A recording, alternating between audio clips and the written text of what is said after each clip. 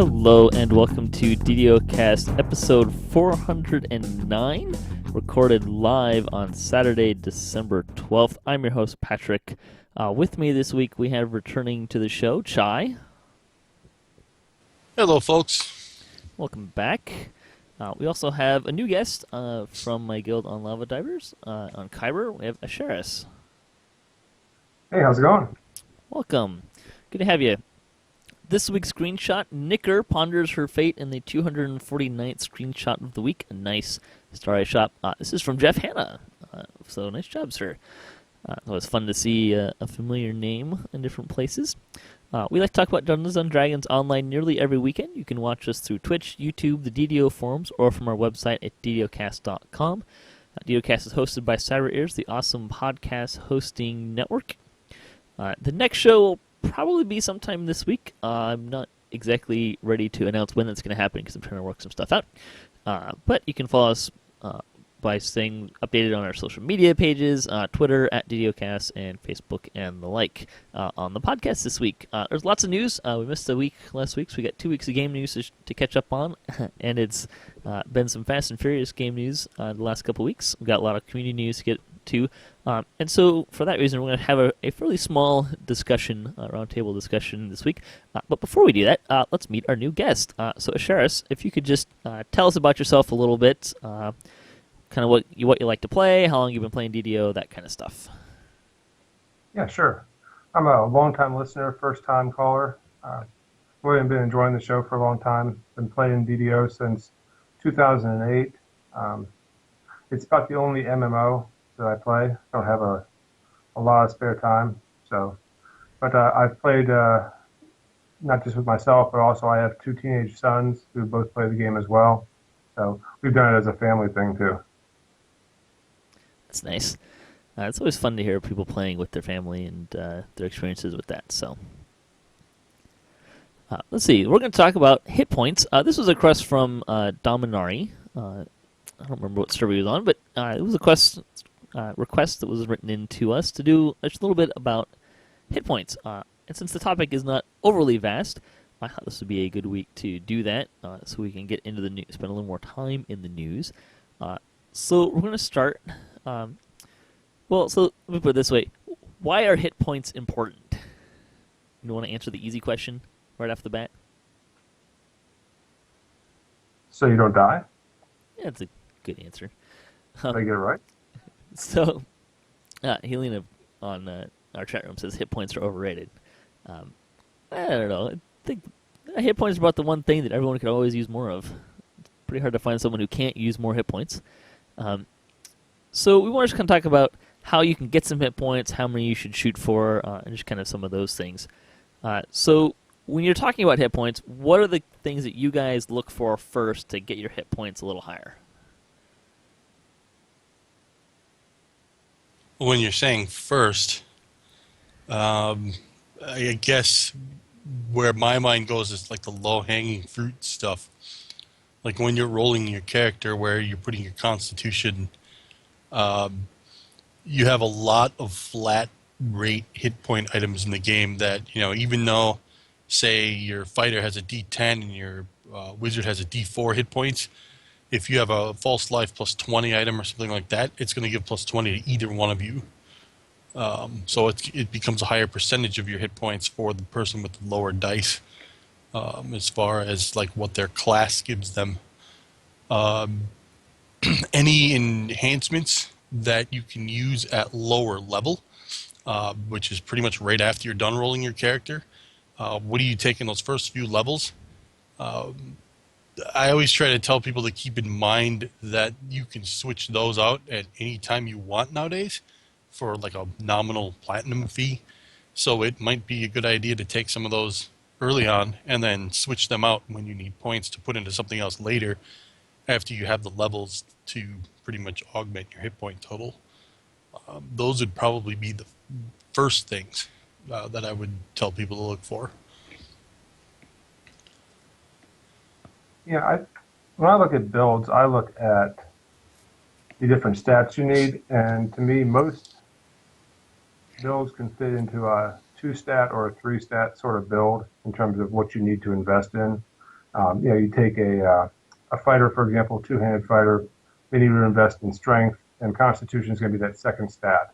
And in most builds you look at, Constitution is probably the second stat in your build.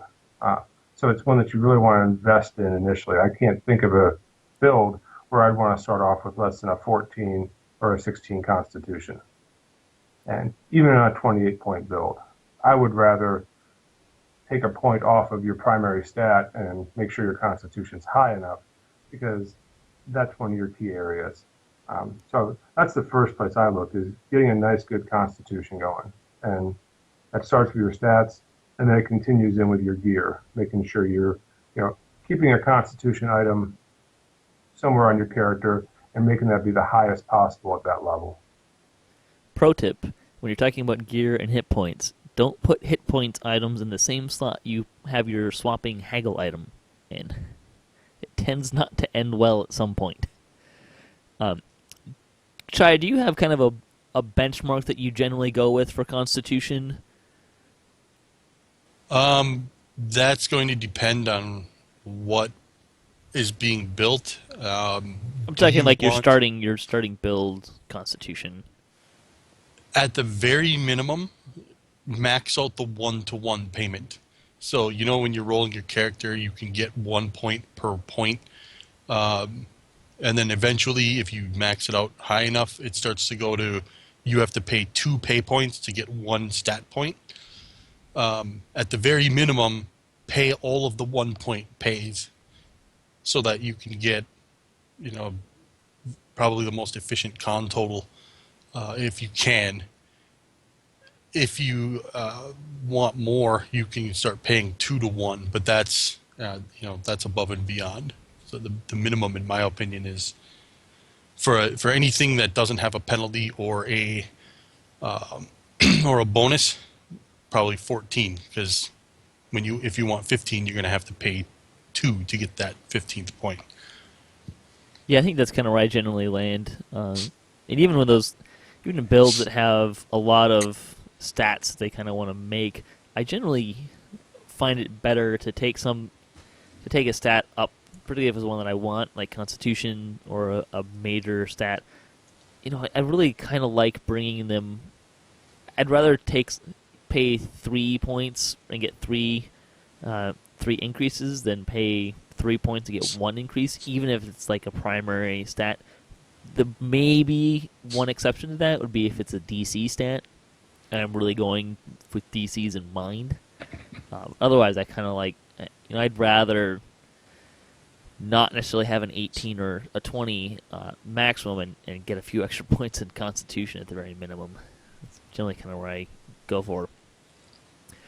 You were talking a little bit about the enhancements, Chai, and you kind of mentioned you swap those out and you go higher. Asheras, do you tend to go for those hit point enhancement boosts, or do you kind of tend to avoid them? Oh, no, I absolutely go for the hit point enhancement boost anytime you can get it. I think every class has a tree that has hit points in it, except maybe Rogue and Artificer. They've all got something somewhere, and typically it's pretty low in the tree, first tier, second tier, that sort of thing, so you can get to it relatively quickly. And it's generally worth the investment. And even if you don't, you've got access to the Harper tree, which I don't believe is a free item, but if you're VIP or if you purchase it, that has hit points in the first tier. So for a very cheap 4 AP spend, you're getting plus 15 hit points. And I've done that on a number of builds as well. They get a little extra HP in there. It's interesting because I tend not to take them. I find that generally speaking, I can get better bang for my buck. There's a lot of really nice enhancements that generally are competing for my points. I might take it if I need to get higher in a tree, and I don't like the other stuff that's there. I generally find that to be true with the Pale Master tree, but generally speaking, I tend not to take them just because I want the points elsewhere. It's kind of an interesting dynamic there. See, we mentioned some item stuff. We mentioned kind of the easy ones: False Life, Vitality, Constitution items. Are there any other ones that you guys tend to keep an eye out for, or find that you're commonly slotting on your gear?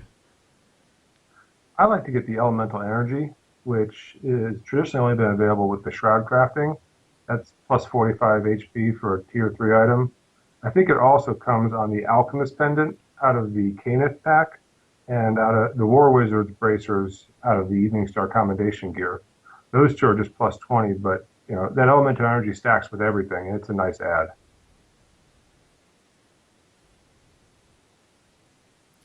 You can also get a vitality augment, although you you can actually find it in game, but it's only can be really found, I think, in one chest, which is not exactly a popular chest to loot.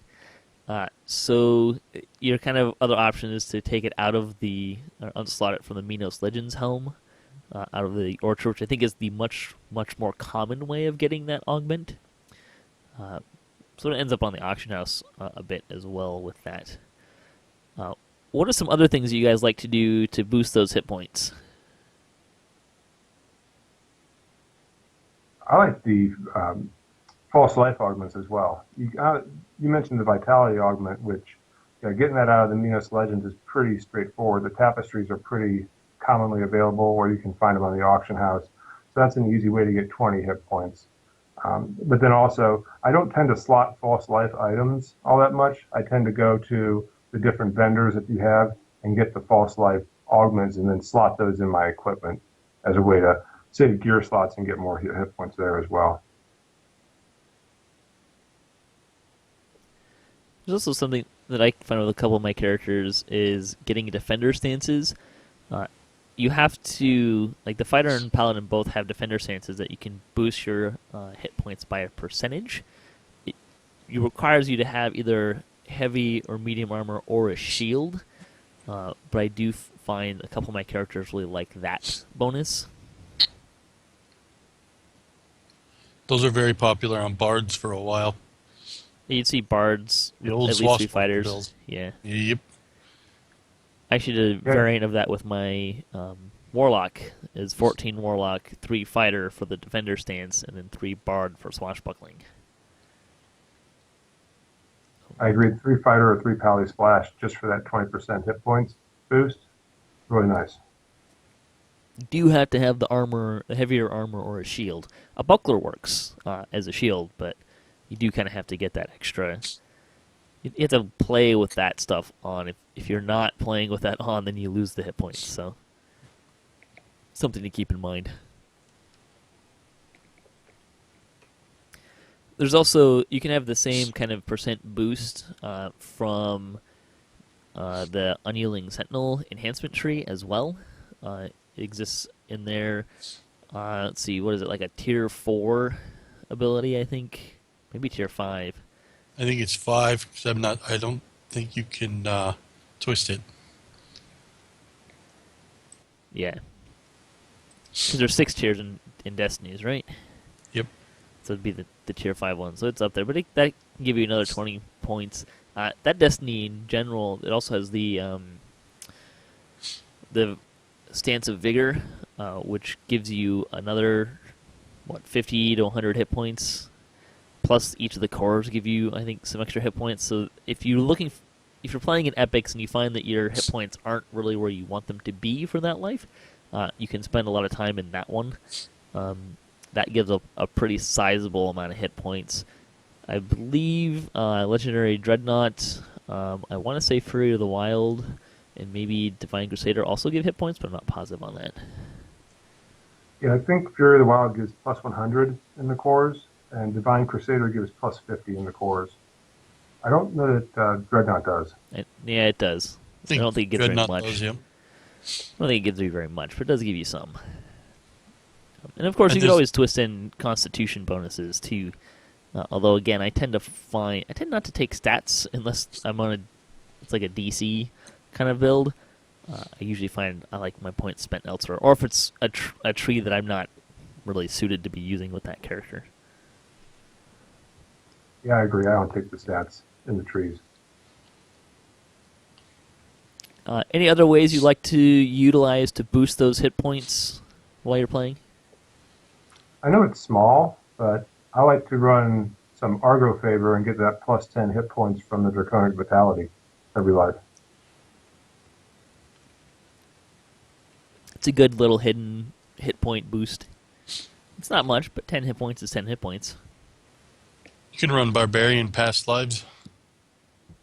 It's a good one. It's not technically getting more hit points, but there are enhancements out of the, I believe, human and maybe half-elf tree that extend your range of unconsciousness. I think dwarves might have it as well. So it's not actually giving you more hit points per se, but it does increase the threshold of death. Kind of a backwards way of doing it. The primal Epic Destiny past lives give hit points too as well. Right, that's true. You give what, 3 per, or something like that? Or is it 3 per? No, it's like more than that, isn't it? It's like per character level you get some, I think. Yeah, I think so as well. There's also, you can also go with temporary hit points. This is much more common these days with the Warlock, with their auras, and they have an ability that gives them a heaping pile of temporary hit points. I think I get like 400 to 500 hit points when I use it. It's a tier 5 ability out of the tanky one, the tanky tree. That's a nice way to do it. I have, at times, been known to pull out a Wand of False Life. I usually keep a Wand of False Life for some reason or another on kind of the characters that can generally cast it without any trouble. So wizards or sorcerers. And if I'm just kind of kiting stuff around, sometimes I'll put that in my hand and just kind of cast it every once in a while when I get hit, just for a couple extra hit points. You can do the same thing with Potions of Aid.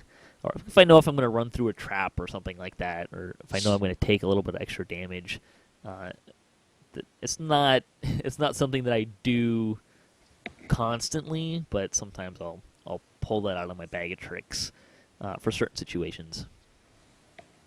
Greater Heroism does the same thing. Yeah, it also does a handy trick. If you have Greater Heroism, you can cast it on someone who's incapacitated, and it gives them hit points and brings them back up, usually enough to get over the point where they can stand up on their own 2 feet and kind of get themselves going. It could be another neat little trick on the topic of hit points. You can scroll Tensors. Tensors gives you +4 Constitution as well. Which I think is usually what people are using it for. It's kind of a way to do that. I see a lot of throwing star builds with that because it also brings your BAB up to 20. Yeah. And that makes you throw stuff faster. Right. It's a nice trick as well. So let's talk a little bit about how many hit points should you be shooting for. Maybe we'll take a couple of benchmarks, but generally speaking, for endgame, what's kind of the benchmark you generally are trying to achieve with your hit points?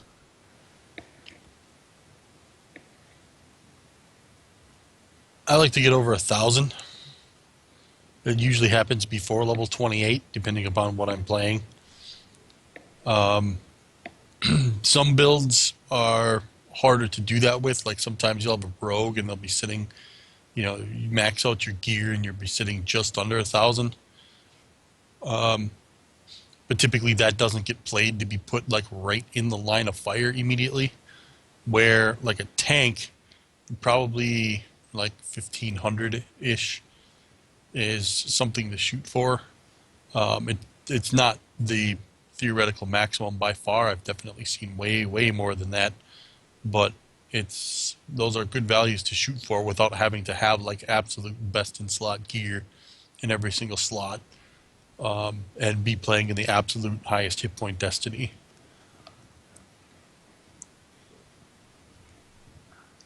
I agree.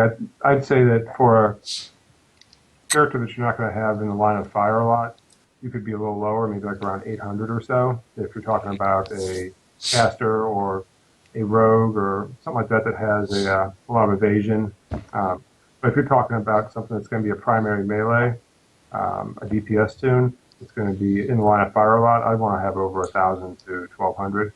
And then if you're going to be a tank and it's going to be your job to absorb a lot of damage, then I'd say 1,400 to 1,500 is a good target. Now that's end game, multiple past lives, the whole, end game gear, that sort of thing. Obviously, a 28-point build or a 32-point build, just starting off isn't going to be able to get to those levels.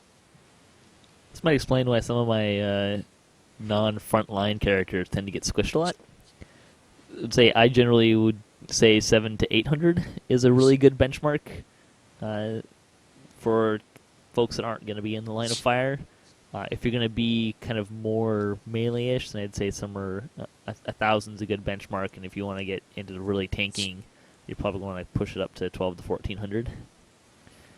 That's kind of generally where I would say breaking it down ish in those points. And you can you could take a character that's got about 1,000 hit points and switch over to Unyielding Sentinel and get up to that 1,400 and make that jump into a tanking hit point amount. There's definitely diminishing returns on it, though, too. The more you focus on the hit points, you're going to be taking away something from DPS. So, you want to have a lot of hit points, but you don't want it to be your primary focus either, or your only focus. We did have a tank, and this is probably a year and a half ago, that had 2,500 hit points, and we took him into Fall of Truth. And Truth did not kill him. That is a fair statement. Truth did not have much interest in him either, but he did not die. So there was he wanted to be the tank, and he had the hit points to do it, but he could not hold the aggro for anything, so that's something to consider as well. Anything else you guys want to say about hit points before we move on to the big world of news? I'm good. I would say with the hit point numbers we threw out there, those are great benchmarks. If you are not hitting those marks, don't consider yourself a failure. It's especially if it's your first character or that kind of a character, you may not be getting up to that high. You may need some gear to do that. It's not to say that maybe you shouldn't make a little more effort on that regards. But please don't feel like we're saying that if you don't have that amount of hit points, you can't play that character. You might not be playing Epic Elite as much, or you might have to be a little more crafty about how you play. But don't by any means think that you have to hit those marks or your character's not any good. Just want to put that caveat in there. I have several characters that don't actually hit those benchmarks, so they do get squished occasionally as well, but that's what you get, I suppose. All right. That's what you get. Yeah, right. On that note, we're going to switch over to news, but before we do that, we have a second screenshot this week. This is from some Gwendolstern seeing the light in the 250th screenshot of the week on a nice tall ladder going to nowhere. I think that is out of one of the Three Power Coves ones. Agaxion, referring to our hit points, also says that PRR and MRR are important too. It makes your hit points go farther, which is absolutely true. Defense will definitely help fill in the gaps there. You can have a world of hit points, and if you have no defenses, they are not going to last very long. And we've talked about defenses on our other shows. All right, game news. There were some questions about will Divine Might and Know the Angle still be relevant? The reason for this is because there's a lot of items coming up, which we'll talk about in a little bit, that have insight bonuses, and which these abilities both give. And the question was essentially, will these abilities still be relevant in a world where there's a lot of insightful bonuses? Particularly, I think I saw some stuff that was going up to +7, maybe even higher with insight bonuses, which is a lot higher than we have in the game currently. And so the devs kind of talked about that and responded to that a little bit. It is intentional that players without Divine Might or Know the Angles can itemize to make up some of that lost ground. If some itemization options appear to help players who don't have those abilities, then players can assume that at some point there will also be itemization. If there's itemization options that appear to help players who don't have Divine Might, then players can assume that at some point there will also be items that help players make up for not having Know the Angles. These enhancements, by their very nature, cause a double stacking effect that scales as stats rise. Itemization of this kind will help keep that advantage of those enhancements closer to the original bonuses by mitigating some of that scaling. Other enhancements do not scale anywhere near as effectively as an enhancement that effectively adds a second stat into your damage equation. I'm not sure how that thread even manifested, actually. I thought it was kind of odd that people would think that that wouldn't be relevant, because you can take like a level of cleric and stick a few AP in it, and now you can get better bonus than you can by having multiple pieces of gear on. So now I don't have to, I basically just save myself 2 gear slots, and I could stick those something else. You know what I mean? Right. And then the boost for that is 2 minutes long, and it's only limited by mana, and it doesn't take a lot of mana to even use that boost. And a 2 minute long boost is pretty decent. I mean, that's a couple of battles probably. So, I mean, that made it real easy for the people that don't have the items. Once you start getting the items, and you have those best in slot items, and you're at level 30, you might be able to think about the next iteration of your character, maybe not having that cleric level, or those paladin levels that you were using for Divine Might. That's the way I see it. It's more of an advantage than it is a curse. Yeah, and if you don't have to take that, because those are tier 1, tier 2 enhancement abilities that you can get level 1, level 2. Yeah. So if you can, it doesn't seem that far-fetched to me that level 30 gear would be maybe make it so you don't necessarily need to use those Still not points better there. than a level tier 1 enhancement from one level of one character class. Yeah. Yeah, I think it's easier. The better way to describe that, in my opinion, is I can have this be a huge asset all through my character leveling rather than just waiting until level 29 or 30. And then once I have that best in slot gear and I want to keep that character at cap, then maybe that iteration of that character doesn't have that cleric level or whatever. Yeah, it's an option. There was a question about, because I believe the 2 abilities stack. The devs did say that they know that it does stack. That was unintentional. Yep. It's not necessarily an intentional thing, but it's not something they're overly concerned about because of the unique nature of the build required to use it. The short version of that was basically that you're talking about applying 2 different stats into strength, which means you have to build for those 2 different stats. I think it's intelligence and charisma. Which are 2 stats you don't generally find characters building for both. I can't actually, off the top of my head, come up with a standard build that you would actually want to really go for both of those. Yeah, sorcerers. And if you're worrying about sorcerers overtaking the melee game, it's just not going to happen. Even then, I mean, my sorcerer intelligence is not really a stat that I'm looking to boost a lot. People wanted more skill points because it had to do with being able to use spellcraft and UMD.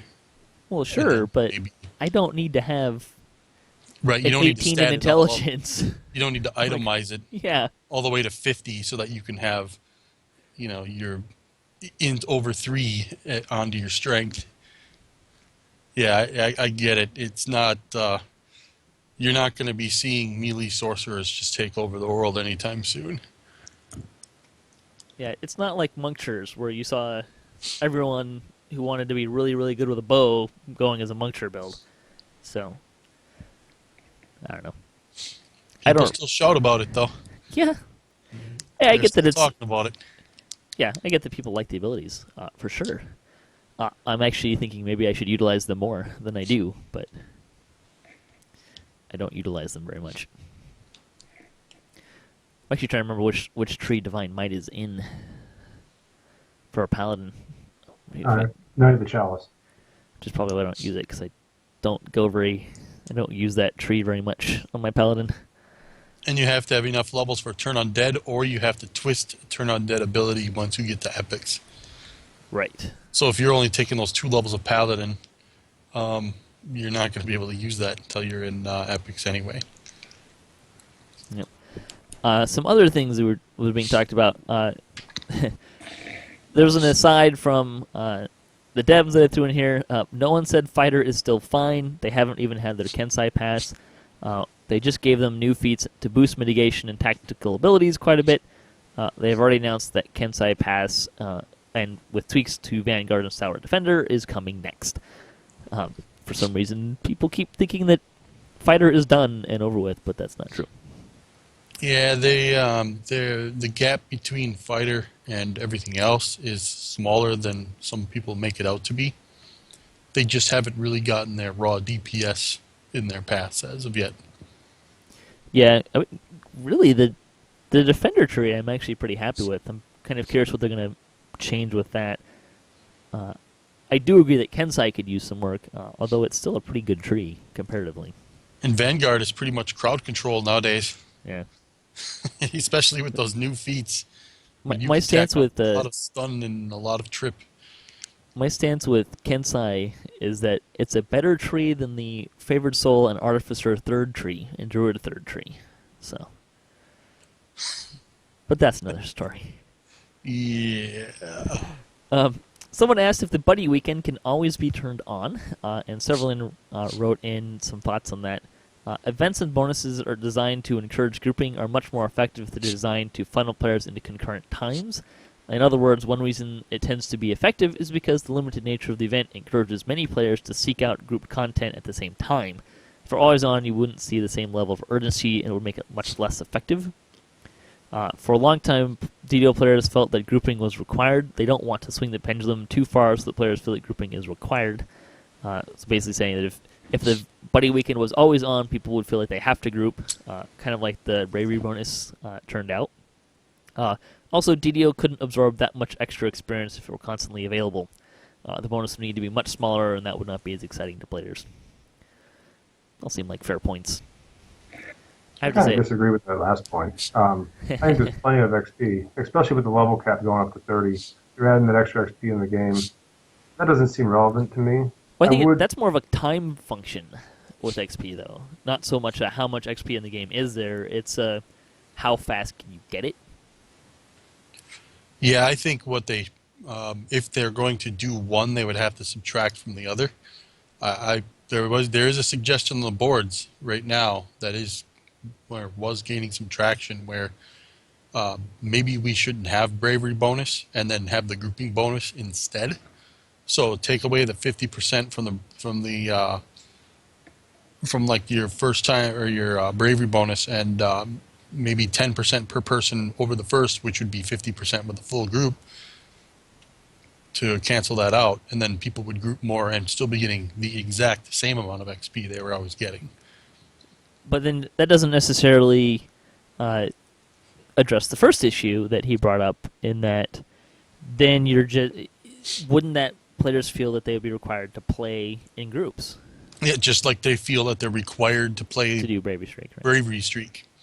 Yeah, that's a fair point. I mean, which it's almost a lesser of two evils, and in my opinion, seeking more people is the better evil than having to play within these super constrained, quest levels in order to get my XP.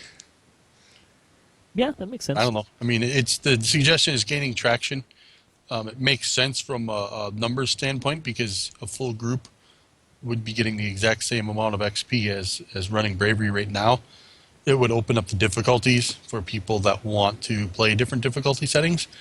It would also allow people to play higher difficulty settings or lower difficulty settings with higher level quests, if I'm saying that correctly. So if I want to play a level 15 quest when I'm level 12 on normal, I can do that, and it opens up the levels of quests that are now available, rather than just wanting to be 2 levels over the quest before I start running it on Elite. That makes sense. Yeah, I think it does create a problem for soloers, and by being able to spend the bravery bonus, it kind of got around some of the issues related to I can't run certain quests at certain ranges. What I'd like to see, if they're gonna not have it be on all the time, which I'm okay with, I'd like to see them in some way, shape, or form be able to say, the first weekend of every month is a buddy weekend or something like that. So it's kind of known in advance, more so than just a couple of days before the weekend, and you can plan your time out a little bit better. Or maybe even publish a calendar of some sort where they put this stuff out in advance. Because to my knowledge, it's not something you can become aware of until less than a week before. I think the earliest you can find out about bonus days generally is with the Chronicles, the first place it gets posted.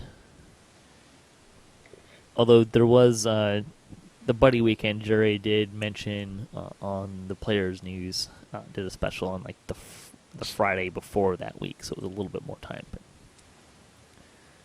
yeah, I don't think anyone would complain if they posted the bonus days on a calendar in advance.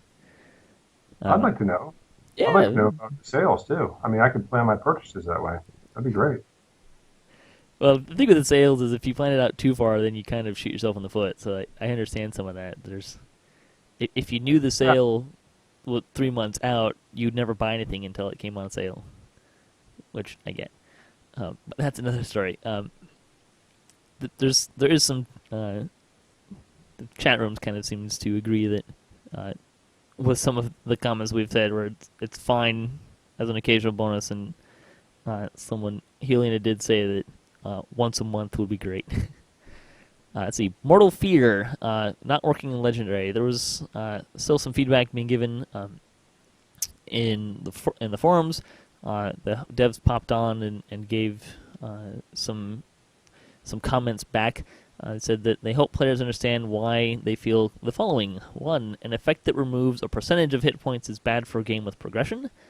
2, they don't want players to feel compelled to use Thunderforge instead of Legendary Greensteel because of that proc alone. Worse, they don't want players to feel it is best to use Thunderforge for 1 or 2 Mortal Fears and then switch weapons, which I agree, that would be kind of a pain. The original design was to compromise, let players continue to use Thunderforge weapons in current content, but remove it from the equation in Legendary content. The reasoning was that players would want to use Greensteel for Legendary anyway, and it was inefficient to go through all the steps to redesign when they want endgame players to be focused on this updated crafting system at endgame. They also absolutely must avoid a situation where the new items were undesirable because of the Mortal Fear proc on old weapons. If players really want Mortal Fear redesigned, then they can look at doing that, but because of the regressive schedule, it will not be changed or usable in Legendary until a follow-up patch after Update 29, probably for Update 29.1. I don't actually have any of these weapons. I stopped running those raids that much for a number of reasons. So I did see someone suggest that Mortal Fear work kind of like Vorpal weapons do, where there's a hit point limit or marker for that, so they're not always proccing. Yeah, I agree. I'd like to see a limit on it. It's a bummer that it doesn't work. I don't have a ton of heartburn over it, and I do have a couple of these, but it isn't good for the progression of the game. It's been overpowered. I think from the day it came out, everybody knew it was overpowered. It's just why everybody wanted it. Yeah. Yeah, this is exactly what happens when something is that overpowered and it's left to sit in the game for a long period of time. Like effective nerfing, if they were going to nerf it, actually, it would have been great to have it be within the first few weeks.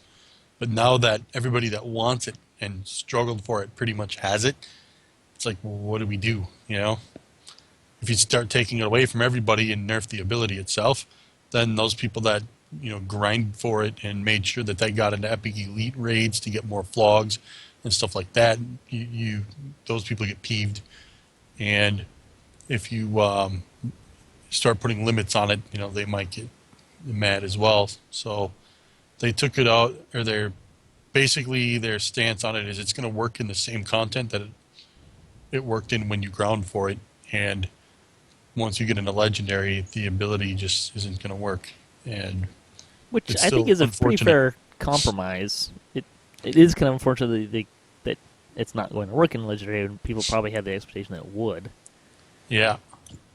But I think it also... Thunderforge came out before Severlin was producer, I think. It's 21 months old now. It came out U21, so it's been around for a while. And I definitely understand that they don't want Thunderforge to overshadow Greensteel because that would be unfortunate.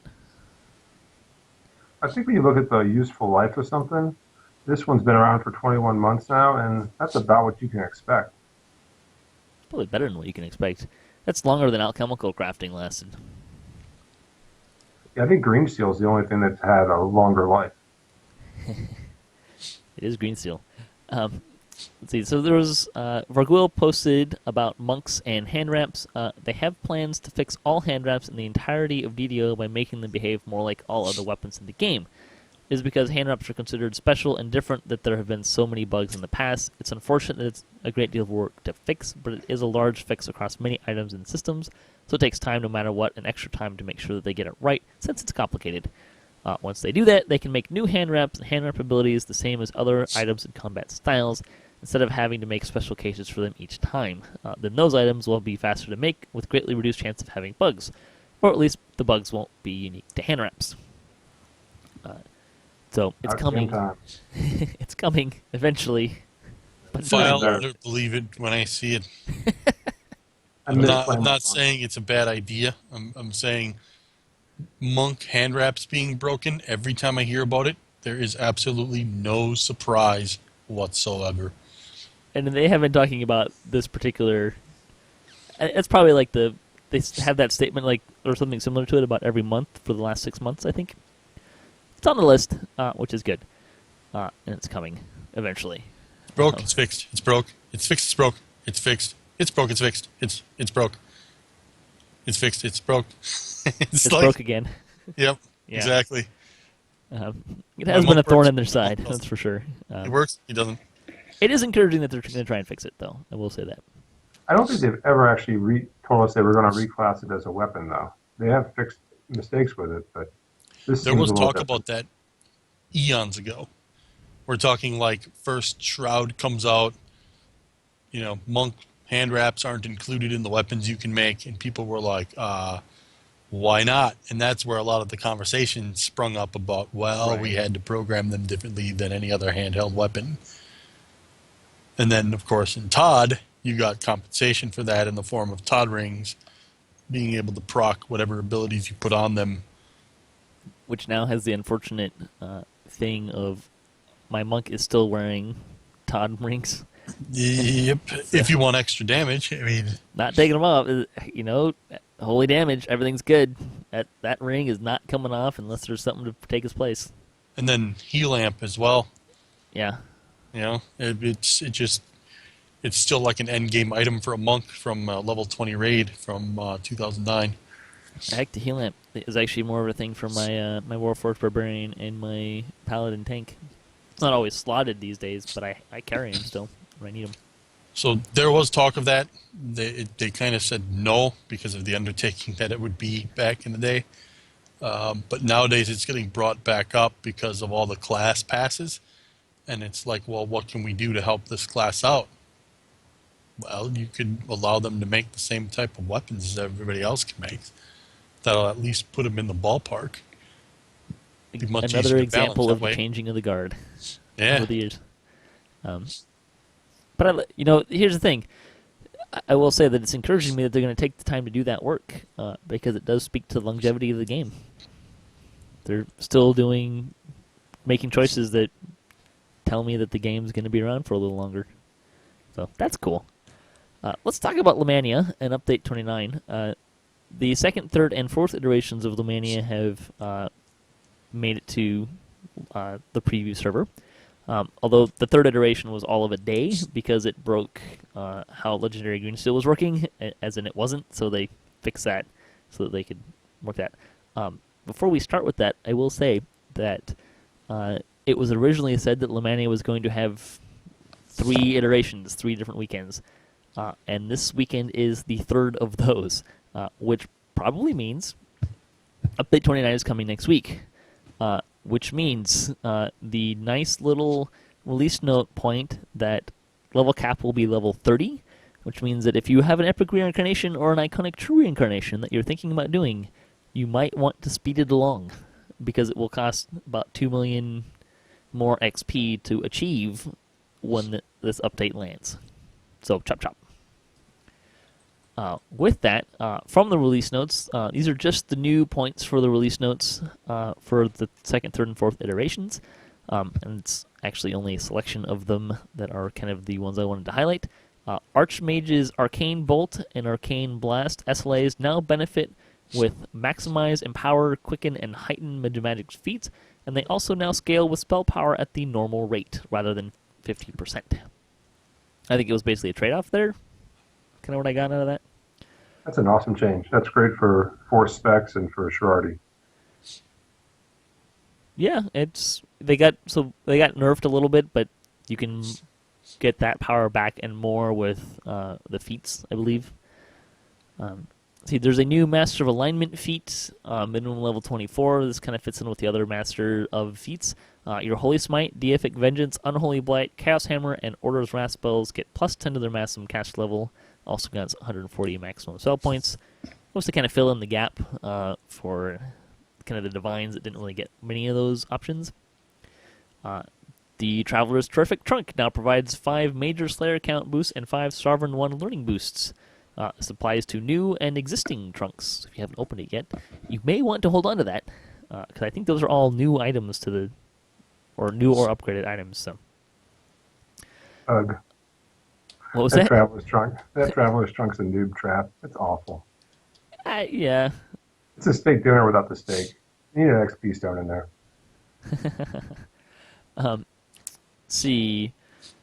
The funny thing with the Traveler's Trunk is the Bigby's hand wasn't actually supposed to be the shiny bit out of that. It was a late addition to it. I don't remember if I had. I like those hands. Those hands would be cool. Well, that was the thing that everyone was interested in, was the Bigby hands, which is kind of funny.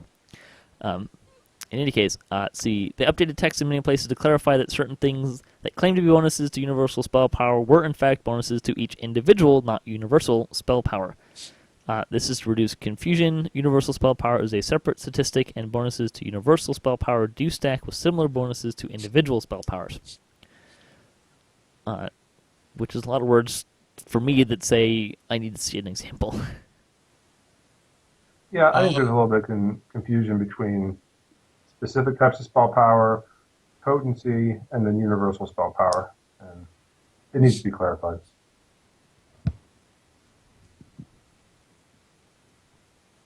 Let's see. The Adventure Compendium now shows quests up to 3 levels above the viewing character rather than 2.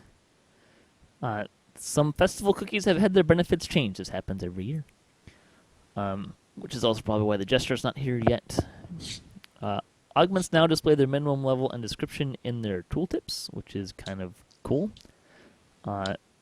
There are 2 new quests. To Curse the Sky and Creeping Death are now available, or will be. And they also lowered saving throws for many of the mobs in the new content if you're checking out on Lemania. Not all of that has made it into the current build. They basically made some adjustments, and then those got into the current iteration, and then they made some more adjustments. So they are still adjusting the new stuff. I'm a little disappointed that there's only 2 new quests. When there's 3 new raids, and I'm happy to not have to run 5 quests to get into one of those raids. But I'm a little disappointed that there's only 2 new quests. See, I thought we were being told that there was going to be like their own veil flagging sequence, and while it wasn't, it wasn't going to be like epic veil quests. That it was going to be something similar. So it wasn't going to be like epic rainbow in the dark, but there would be, the assumption kind of being made there was that there would be a similar number or something, and now that's kind of getting ramped down. There is a lot of stuff in this update, though, so I'm not overly surprised. I mean, there's three legendary raids, and loot changes, which we're going to talk about, and legendary green steel, and yeah, there's still a lot here, just not as much as I was hoping and expecting for content. Yeah, I I agree. like that. I like that Tempest Spine is going epic, and I like that Hound is going epic. Like, Not just epic, legendary. yeah, They're going to be level 32 quests on normal. One thing I wanted to say about the compendium change, I'd like it if when you take a quest, it automatically shows in the compendium. If you're running a level 28, 29 quest at level 25, as soon as you take that quest, you should be able to see it in your compendium. yeah, that would be awesome. Would not complain about it. I think you get to see it if you complete the quest, right? Eventually, Yeah. I've had to log off and back on for that to happen. No, that's always been a problem with the Adventure Compendium and Favor and stuff like that. All right, let's get into some of the more juicy stuff. Random loot. Just to be clear from the get-go, this only affects loot going forward. All the loot in your banks or characters currently will remain unchanged, other than the fact you will probably want to sell it. All right, so the original information. So this is kind of a basic idea of what's going on. Scaling effects. Events will now scale behind the scenes. This means that instead of seeing dazing 2 or dazing 4 on an item, you'll just see dazing. However, the amount of the bonus will change as the item scales up, and the descriptions will accurately reflect the benefit. This allows us to build new items and higher level items more quickly and helps us better maintain the list of effects. Kind of the back end part of that is instead of having to have a different item effect listing for dazing 1 through 10, they can just have dazing in their list of stuff. It's kind of the short version of that. Prefixes and suffixes. Currently on the live servers, random loot has a prefix, a suffix, and an enhancement bonus, and the overall power of the item is divided between the 3 effects. Going forward, prefixes, suffixes, and enhancement bonuses will be independent of one another, meaning you can get multiple very good effects on a given item. Additionally, there's a chance for an additional effect to go along with the prefix and suffix, which is also independent given the possibility of 3 effects on the item, all of which determine their own level independently. That's a lot of words and not a lot of clarity. The shorter version of that is basically, currently, the minimum level or the power level of the item, which are all kind of related, is the sum of the prefix, suffix, and enhancement bonus if there is one. What's going to happen is the minimum level or power level of the item is going to determine the power of the prefix and suffix and enhancement bonus. So if an item is minimum level 10, the prefix, the suffix, and the enhancement bonus will be the level 10 version or thereabouts version of those different effects. Did I explain that clearly? Did that make sense? Yes. Yeah. Excellent. Insightful effects. Most effects now come in 3 bonuses. The typically enhancement or equipment bonuses. Insight, half the value of the main bonus type. Or quality, which is only on named items, half the value of insight bonuses. Some items can now drop with both the main and insightful versions of an effect on the same item. So you could end up with a strength plus 14 and insightful strength 7 on the same item. Woohoo! That's a lot of strength. Slots. Currently there are 4 categories where they slot various effects. Weapons, armor, physical accessory effects, and mental accessory effects. They plan to switch over to a list of effects that can show up on each slot, and different slots can overlap with one another. They expect the exact placement of which slot can have what will require more polish and will likely be tweaked over time. I'm going to emphasize the tweaked over time part because they did end up posting, I'm not going to read the list, but they did post the list of the different effects for review by the players, and there was a lot of tweaking on that already. If something's not showing up on loot that you want to see show up on loot, post about it on the forums, don't go crazy. Emphasize the will likely be tweaked over time. I think they're intentionally starting with not necessarily everything in the entire game that has been around ever. It's a smaller list than that, so we'll probably see some things get added back in, potentially, or maybe some new things. So it's not the it's not going to be the final list of item abilities that we can get currently. All right, minimum level. Currently on the live servers, the minimum level of an item is determined on the fly by its enhancement value and other effects. Starting in Update 29, the minimum level of items you see in chests will be based on the level of the dungeon itself. So a level 10 dungeon on normal would drop minimum level 8 to 10 random loot, and level 12 loot or 10 to 12 loot on elite. Behind the scenes, how these minimum levels work is different and improved, so please let us know if you see anything on Elemania. So that's going to change things a lot. You mean you can wear what you loot now instead of having to level your character Well, like 5 levels? Sort of. It depends. There's a couple caveats with that, because if you have like a loot boost going on, you're going to be rolling on the higher loot tables, which will be will change the minimum level as well. So there is some stuff with that. It kind of makes it interesting whether or not you'd want to use loot boosts as much. So we'll have to see. But that's how the minimum level is going to work. It's going to be based on the dungeon that you are the level of the dungeon you are running, not what the bonuses on the item are. Which is good. Because the minimum level then determines right the bonuses on the item. And it's going the other way. Right. Like before, it used to be whatever bonus it had determined the minimum level. Which was not always a good thing, because you could get something that, like, hey, this effect is pretty halfway decent, but then I have this like level 1 effect on top of that that's going to raise the minimum level by 2 or 3 and make it not really that good. So now all of the stuff on it's going to be good, and you can get a third ability on it as well. Although from the list of stuff they had on like the third special abilities that you can get, it was generally things like Featherfall or Insight bonuses, stuff like that. Yeah, can't wait. I want to see. I want to go back to the era where opening every chest was exciting. I think it's going to... Like, what am I going to get?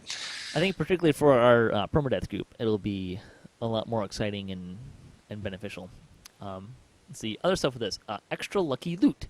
You can now get extra power on an item. In addition to the normal range of effect of a power an item can have, there will be a rare chance of the item getting even more power beyond its normal range for that minimum level. Such items will have a special border.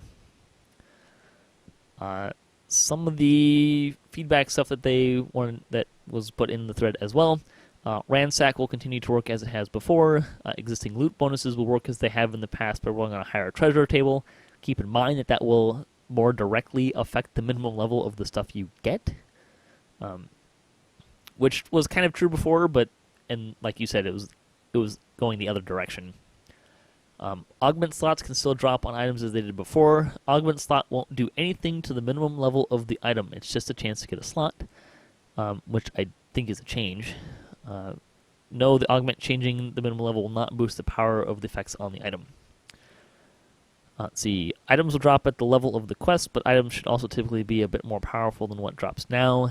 They haven't really figured out if they're going to have masterful and wondrous craftsmanship and what that might look like, but there is kind of the rare lucky loot boosts.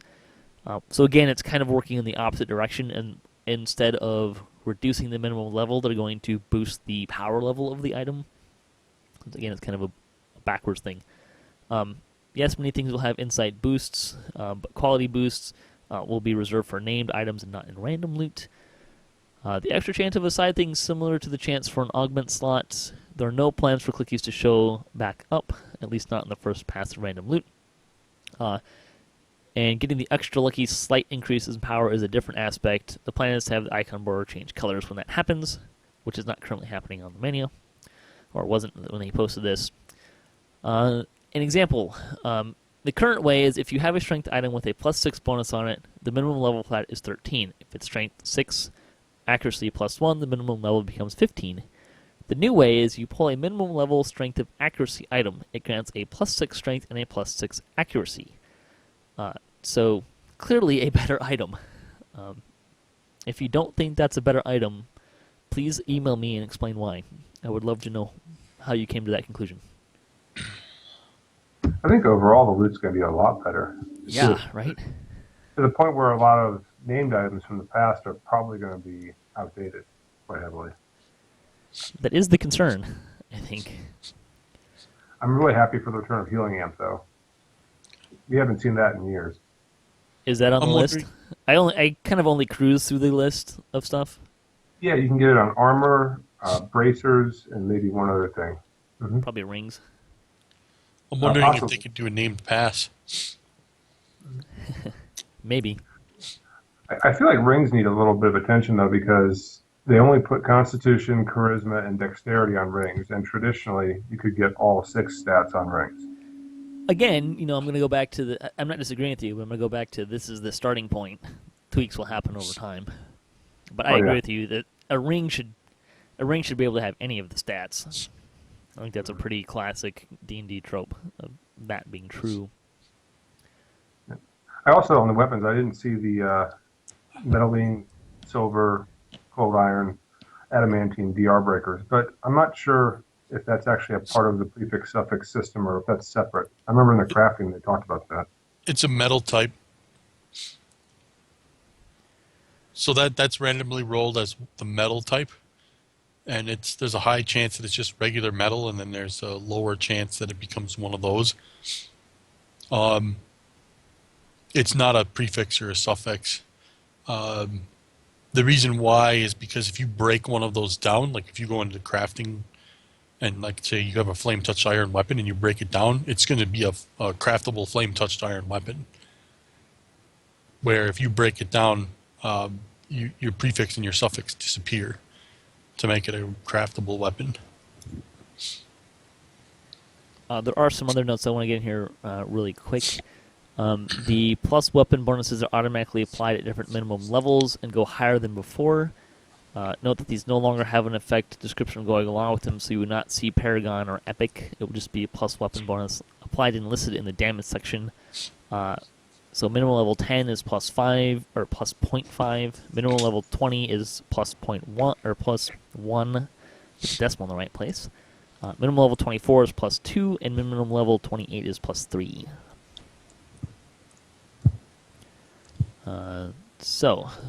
And I think kind of all this. There is still Vorpal effects. There are still, like, tomes and store items are still going to be dropping, hopefully in slightly higher amounts for the tomes. I think a lot of people would like. They did talk about in a preview video about skill items being dropping, but I didn't really see any specifics on that. Dear Mother of God. That's one of the things that got ruined with the great ghost baning of the loot, was being able to pull a skill item that only had that skill on it. You know what I mean? Right. So if I needed if my max was like a plus 10 search, a lot of the items that have plus 10 search on it also had like something else which drove the minimum level up. Plus 1 of crappiness. Yeah. Yeah. Plus 1 of vendor trash. Yep. So now if level 10 item drops, it can have 10 search and something else on it and still be level 10. And if they put those skills in the game at the same level that they always were, that will, even if that other thing is garbage on it, it'll still be the skill of the minimum level, and it'll still be a decent item for that person that needs that skill. They didn't mention he didn't mention specifics, but No Worries, who was working on this in the preview video that I'll mention later, did say something along the lines that the skills will ramp. There will be skill items or effects, and they will ramp up a little faster over time. So or at least it's not a linear curve, is what I understood from what he was talking about. So it's not Sure. like a 1-to-1 ratio. It'll start more conservative, and then the scaling will kind of ramp up. Is what I understood from that. He didn't really talk about that very directly, as it were. It makes sense because for a while there, the highest was 15, but you can have plus 20, but you had to wait until level 20 to get that, where you could have level or plus 15 at level 13. Right. So it would be cool if it was like, I could have like a plus 17 search item or something like that. You know what I mean? In any case, I think I like everything I saw there and the random loot. So, and at least a good starting point. Maybe not every ability everywhere I'd like to see it, but I like the concepts a lot better. That's for At sure. least cracking open chests will be exciting again. Yeah, right? That's always fun. Let's see. All right, let's talk about Legendary Green Steel, the other big thing coming out. So, Oh, that. yeah, that the other match of loot thing. All right. Let's see, where do I want to start? As many players know, Green Steel is a wide-reaching, complex crafting system. Some of those concepts are fairly high-level and abstract. This is not a post where every possible Green Steel effect is going to be listed. They're going to explain how it works on a high level and a bit about how they're expecting it to be different from Heroic. Although you shouldn't need to know that process in detail to understand most of what we're going to talk about. Some of the design goals driving choices below include simplification and reducing error as much as possible, while some relate to technical challenges in such a large system where they are adding augments. So, the high-level concepts.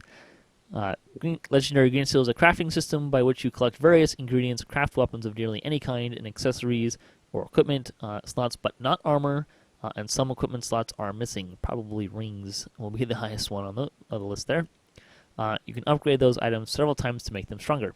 Here's what you do. You play Update 29 raids and quests and raids, collecting ingredients. This includes all 3 raids. Yes, Legendary Hound of Zoriat, Tempest Mine provide indirect access to Green Steel ingredients. There's some extra steps here because they don't want to simply drop Devil Scales for players who might not even own Veil and aren't going to be crafting Legendary Green Steel. They currently plan for Tier 1 and Tier 2 ingredients to be found in various quests. Tier 3 ingredients will drop only in the Shroud. You craft blank weapons and equipments using crafting materials primarily from Shroud end chests. You craft Legendary Green Steel augment slots. Each blank Legendary Green Steel item has 4 Green Steel augment slots. These slots cannot hold any augments that exist in Update 28 or earlier, but instead hold various kinds of Legendary Green Steel augments crafted from Legendary Green Steel ingredients. These slots only hold Green Steel augments, and these Green Steel augments only go in these slots. There will be hundreds of different possible augments.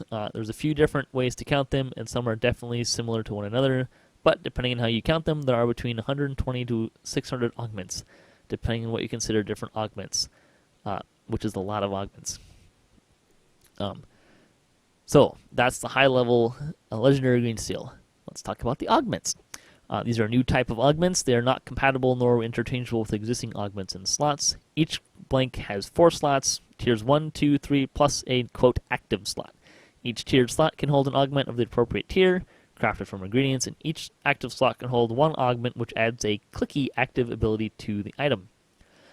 You can create and slot your augments in any order. You can start at tier 3 or just put an active into it. That's totally fine. Weapons and equipment, sometimes called accessories, have different tiered augment slots. When you craft an augment, you might be specifically making a tier 2 weapon or a tier 2 equipment augment that produce different effects, much like Heroic Green Steel. However, the active slot is the same for weapons and equipment. Any active can be slotted into either weapons or equipment. These augments will fit into existing augment bags. They will be offering an extractor type option in the store specifically for these Green Steel augments in the event that you want to replace a slot, but you don't want to lose the augment you made. You can, however, simply slot an augment in and overwrite what you have in there and lose it. So that is an option. Minimum level. All Legendary Green Steel items, weapons, and equipment will be minimum level 26. That will not change as you upgrade them. Weapons have a base 5 weapon damage. There is no 20th reward list for the legendary raids. We'll talk about that later. You collect Codex runes, which may change. They may change the name, but I don't think they're going to. By completing Legendary Shroud, these are used to craft blank weapons and equipment, and to deal with the legendary Taint of Sharvath on equipment. If you get more Codex runes on hard and even more on elite, they are bound to account. And they will be used returns for other kinds of reward, such as you would usually have found on a 20th reward list. We'll talk about that later. You collect legendary tiered ingredients that are highly analogous to the tiered ingredients in the Heroic Green Steel, so things like legendary small devil scales, legendary medium nod bones, and legendary large length of infernal chains. There are 6 different ingredients per tier. Just like in Heroic, those ingredients are bound to account. We'll talk about the binding later too. Okay, let's see. Blanks are the initial weapons and equipment with empty augment slots. They're created from Codex runes at the altar of Fecundi. I don't even know. How are you supposed to pronounce that, anyways? Fecundity in Meridia? It's the same one that's been used before. Fecundity. Yeah, sure. I think so. I'm not positive. It's one of those things I never really understood how to pronounce. Blanks are minimal of 26 and bound to character. Green steel items don't change minimum level or binding status. Let's see, there are 3 different tiers of new legendary altars within the shroud, similar to heroic green steel. You construct focuses, essences, and gems at these altars, then combine them to create augments. It's very similar to heroic green steel. Shards, legendary green steel focuses, essences, gems, and augments are bound to account. The augments use like new custom UI. They don't behave exactly like existing augments. Hand wraps are not included. They wanted to get the revamped hand wrap technology in for update 29, but it's a fairly massive task and couldn't be done. They understand it's frustrating for some players. Okay, more fun stuff. Some of the more deeper details. The current plan is that most of the tiered effects of legendary augments are similar in nature to the effects found in heroic shards, scaled up to legendary potency. Bonuses include things like spell powers, wizardry, hit points, exceptional bonuses to ability scores, saving throws, and bonuses to charisma skills, for example. Insightful ability scores, inherent elemental resist, and so on. There are all kinds of bonuses currently accessible in the heroic green steel tiered shards. The barter shop style UI will be used, just like the heroic one is now, which is kind of nice because it hopefully means you'll be able to use stuff that's in your bank, not actually bring it into the quest with you. Heroic and weapon and equipment augments. In heroic, you make a single shard and apply it to either weapon or equipment, getting different effect depending on which you put it in. Due to the use of augments and lacking a desire to be highly mysterious, there are separate augments for weapons versus accessories. When you make a tier 1 fire dominion ethereal augment, you can also choose if you're making a weapon or equipment augment, which will tell you exactly what it's going to do, unlike heroic green steel, which is kind of nice. The Tier 2 active clicky bonus effects. Tier 1, 2, and 3 augments are very similar to heroic shards of the same tiers. Instead of casting a Tier 3 magma shard and applying it to your Tier 2 weapon, you just craft a Tier 3 magma weapon augment and slot it into your weapon, possibly crushing the existing augment 2 bits. You don't have to go through the tiers in ascending order. Those familiar with the heroic green steel and paying close attention may notice the active slot in heroic was generally granted by a Tier 2 bonus effect, which you got by choosing the appropriate Tier 1 and 2 focuses. There's no special bonus for what you put into the Tier 1 and 2 slots. It's just going to be an active augment. However, they're adding the active augment slot, so you can still put a clicky in your green steel. It will be another option and access to choices independent of all tiered abilities. You pick one clicky, no matter what other choices you make. It's not inherently tied to the focuses you put into the tiers. The clickies will generally be for new abilities. They won't just be heroic green steel effects scaled up or otherwise. I wonder if there will be a resurrection in there. They're still considering if some of the active abilities are desirable and if they should replicate them. Let's see. Tier 3 augments. Tier 3 augments are always created with 2 focuses, a primary and a secondary, in addition to an essence and a gem, like heroic green steel. So you might make a Tier 3 Fire, Earth, Dominion, Material Augment, for instance, or Magma. There are no single focus tiers in augments. You can, however, make a Fire Tier 3 augment. Unlike heroic green steel, you can pick any focus to be the primary. This primary focus determines which Tier 3 effect the augment provides. It doesn't provide both bonuses, only the one from the primary. In heroic, there was always a dominant focus, which was fairly restrictive. It meant you couldn't actually get a Tier 3 negative effects except by making a triple negative item, because negative was always the secondary focus. This increases the numbers of options by 6 times, so 36 Tier 1 and 2 shards become 216 Tier 3 augments for each of the weapons and equipment, which is, I think, what he was talking about with counting. So to reiterate, there's nothing in Legendary like a single affinity shard. Everything is a dual shard at Tier 3. The heroic method of creating dual shards, which were most players' goals, were a frequent source of confusion, error, and frustration. While having a lot of Tier 3 shards is still complex, I hope this method helps make the complexity both more obvious and a bit more comprehensible. Also, the room for margin of error here is less because you can just replace only one part of your item, not have to rebuild the whole damn thing. Yeah, it was a major cause of confusion previous to the barter box interface being used because we all had to figure out what the recipes were. Like many of us who raided the Shroud in 2008 in like January when it came out were essentially trial and erroring, and we have a lot of weapons in the bank that are basically nonsense weapons Yeah. that, you know, maybe somewhat decent for like a TR character, even though they don't really, some of the stuff on them doesn't make sense. But we had to figure it out from scratch, and with the barter interface, I think that eliminates probably 90% of that confusion because you can actually see what you're going to get before you push the button. Yeah, to a certain extent. Although I will say that the community back then was really into the figuring it out in the mystery part, and I don't think that would be true of the community today. Correct. Absolutely. It was really exciting because, you know, we had no idea and we just made items. Yeah. So a couple more things here. The Tier 3 bonus effect to this flavor and to an extent mystery is retained. This is what the primary and secondary focuses in Tier 3 are all about. The secondary focus only really matters for this. Based on your slotted augments, you receive a bonus effect. The bonus effect only shows up after putting the augments in, since it depends on the combinations of all three tiers of augments. Tier 3 bonus effects may or may not be similar to heroic versions, scaled up to higher numbers if so. Some of this may depend on time, but they'd like to be more creative rather than the normal tiered effects, which are mostly well suited for simply coming up into Legendary with higher numbers. Let's see, the Legendary Taint of Shatterwrath. It's real and painful if you equip multiple pieces of Legendary Green Steel. Equipment, exact methods for dealing with it will be somewhat analogous to Heroic. They did say that it will be higher damage. It will kill you much faster than the Heroic version will. Many ingredients from Heroic are not making the transition to Legendary. This includes mostly the blank creation ingredients, such as Chipmunk Funk, Tapers, Shatterwrath Stones, and Signet Stones. It didn't really fit with the model for Legendary as it did for Heroic, and in many ways were a source of confusion and unnecessary complexity. Alright, some of the other stuff. Let's see, adding augments does not change the minimum level. There are not current plans for changes to augment bags or for new augment bags, but something they could look into.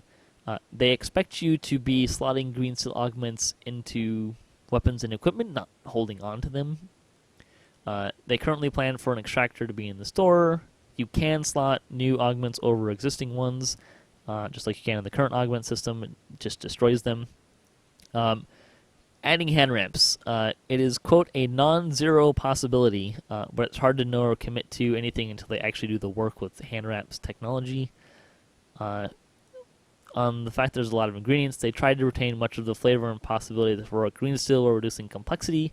There are dozens of ingredients from Heroic Green Steel that are not carrying over, including cells and having to charge dead cells.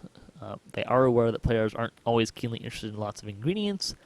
There are some things that are not there, so Light, Force, Repair, and Sonic Spell Power are not there in Legendary Green Steel. They're unlikely to add those. There's lots of possibilities already. Those also weren't in Heroic Green Steel either. There is some new artwork coming for this stuff. There is a new UI interface, which is actually on your inventory chart, or your inventory page. It is confusing to have a UI available for everyone, even if they don't have the content. And Varguil responded, I think it was Varguil responded that you are entirely correct that is confusing. However, one could potentially wonder why a generic augment UI button would appear in the general inventory panel, even though it's only as yet been announced to be used for new Legendary Green Steel augments. Someone might suspect that Legendary Green Steel might be some kind of first foray into converting augments to a better system, potentially making it easier to create new augments or even just deal with existing ones, for reasons. So, there you go, there's a tease. Of course, no such plans or timelines or for any kind of augments besides Legendary Green Steel has been announced or not even teased, so it is true that this presentation undoubtedly looks weird. There you go. That was a lot of talking for me and details. What do you guys think about Legendary Green Steels? I think overall it sounds really exciting. It's a great system. It looks like. I'm kind of torn on a couple things though, because I'm glad that they are reusing the existing system, which was very popular. I've enjoyed it. I've crafted, 10, 20, 30 items of the old system, and if it ain't broke, don't fix it to some degree. But I am a little disappointed that they didn't take this opportunity to kind of add in some things that have had changed. My understanding is that Shroud came out before Monks, and as a result, no hand wraps. But Monks have been around for a long time now, so not having hand wraps kind of makes green steel less valuable for that class. The same thing I feel with the light spell power, the force spell power, and the sonic spell power. Those are, core warlock damage areas. Maybe you get some fire if you're, or some acid, depending on what pack you're in. But for the most part, these items aren't going to be as advantageous for that class. And to me, that's disappointing that they couldn't make those slight modifications to add those in. Chai, do you have any thoughts? I'm hoping this has the shelf life of the previous Shroud, because it seems to me like a lot of the end game stuff. It's great when it's like in its basically era, but once it gets passed up, when the next thing is made, a lot of that stuff becomes rarely run, and it's much harder to find people that want to run it at that point. If this lasts, if this is like as legit as the previous Shroud was, you might be looking at another like 3 to 4 years of raid entertainment just from this one update alone. Especially when you consider that existing raid bypass timers won't work on these raids. I really like the ML too. ML26 is great. I think that's going to add a lot of life to this stuff too, because you can use that during your epic PR grind. I mean, you're going to be able to use it for about half the XP you need, and it's going to be pretty powerful stuff. So about 2/3 maybe, yeah, a little less than half. So yeah, I like how they're improving the system. Like, there's lots of little things about this, like it's augment, so you can craft out of order. You can take something you've already crafted and change it without having to start over, which I like. Fewer ingredients is good. I think in the back of my brain I always knew there was going to be a lot of ingredients with this, and I've always kind of been a proponent if there's the number of ingredients we have is ballooning a little bit out of control. But I like that they took out a lot of those. I think the hand wraps thing is more about hand wraps than it is about legendary green steel. Which, if I remember correctly, Shroud came out first, and then Monks came out, and then they added more weapons to green steel, heroic green steel, but didn't add hand wraps. I think I want to say there's like 1 or 2 throwing weapons that also are not in the list. There's a couple things that aren't in the list. But I like that I like what I'm seeing. It's pretty much everything I expected from green steel, but better. That was kind of my reaction to a lot of that stuff. is there going to be an altar outside the Shroud? The legendary Shroud? What kind of altar? A crafting altar. Well, there's the same one that's there already, which is the one that I couldn't pronounce, Vicundity. Okay.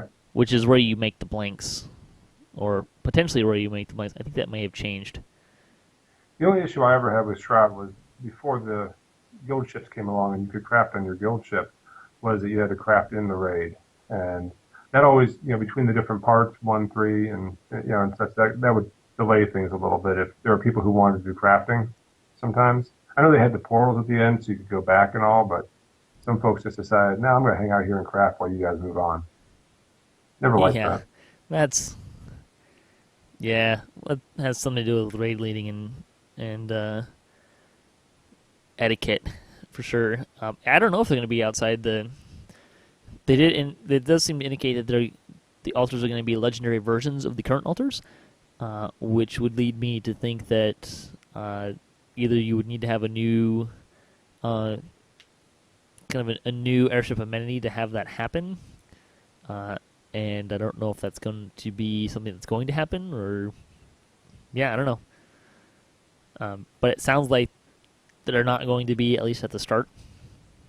So we'll have to see. Maybe they just put the altar at the end, so you have to run to the end, and you can't do it in between. I don't know. It doesn't sound like you need multiple altars anymore like you used to either. Probably not. I don't like the way the ingredients are BTA. I'm okay with the blanks being bound to character, but I'd love to see those ingredients switched to unbound. Yeah, so let me see if I can find the... I do have more information on that. For anybody that said in the past that the exploiters weren't hurting anybody, So this is Sev's. Sev had a post related to bound to account ingredients, duping, and such. So I'm just going to read it in its entirety, since it's fairly... I don't know. It's one of those things I think should not be redacted. So the DDO player base has had for a while a dedicated group that pursues methods to duplicate items or ways to reuse items. They've worked hard to close those loopholes so these activities don't ruin the economy or devalue the accomplishments of the general player base, and they're constantly vigilant for the methods by which these exploits might be accomplished. He gets that it can be fun to occasionally use cheat codes or a god mode to rampage through the game, particularly when it is a single player and no one's experience is being ruined. It's not cool, however, or good for the game when those activities spill into the rest of the game and ruin the fun for people legitimately playing the game. It devalues their accomplishments and thus their experiences in the game and destroys any sense of economy and fair play. This is why they have pursued and worked to eliminate these exploits. This update represents their ongoing efforts to bring an endgame back for players who feel it has been lacking.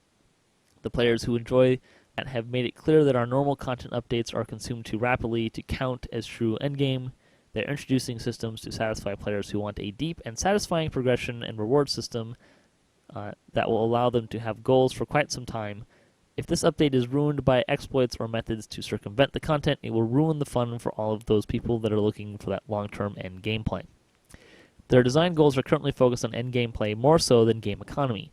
This is why they've designed the system to keep the ingredients, at least initially, as bound to account. It allows us to track the accumulation of ingredients and items and acts to mitigate the collateral damage of potential exploits. This still allows players to move ingredients to alternate characters that need them while acting as a preventative measure against new or previously unknown to them methods of duplication. There you go. Which is understandable. I for one would like to see this stuff being run for a long time and be a good endgame scene. Maybe not the entirety of endgame, but a sizable portion of it, sure. It does cheapen, makes it a little too easy to get. Look at Thunderforge.